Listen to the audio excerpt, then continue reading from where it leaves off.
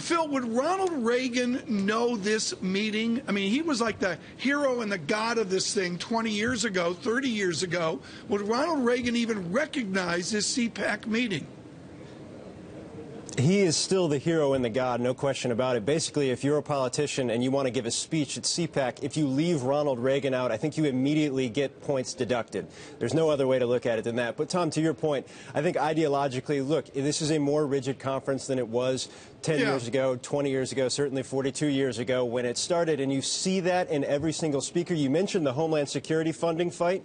What's going on here this weekend is really terribly timed for Mitch McConnell and John Boehner, because all they're doing is attacking Republicans who are considering any type of compromise on that funding, Tom. What's the backstory on why Christie and Jeb Bush are afraid to speak to these core conservatives?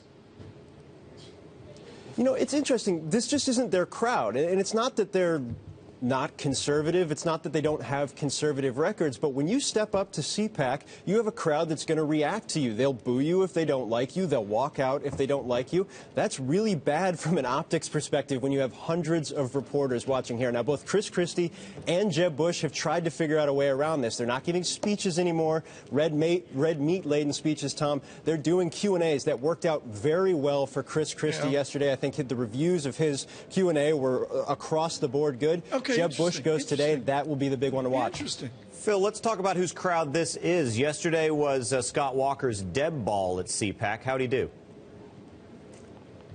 I think if you ask the crowd here, he did great. Look, he came out, rolled up his sleeves, no jacket, no teleprompter, talked about his record in Wisconsin, which is extensive, winning 3 elections in the last 4 years in a purple state, which appeals to every Republican who's watched their party lose national elections the last 2 cycles, or last 2 presidential cycles. But he had one, I think, what the national media would consider a slip-up. He inadvertently compared Wisconsin union workers to ISIS. Yeah. Now, stick with me here, Brendan. Accidentally came on Bloomberg Politics live stream with Mark Halperin and John Heilman afterwards to walk that back a little bit. Said what he was trying to say is he's faced the type of intensity from that situation that would be equivalent to what's going on internationally. Democrats having an absolute field day with this. But, guys, Scott Walker had a great day in terms of how the CPAC conference took him yesterday.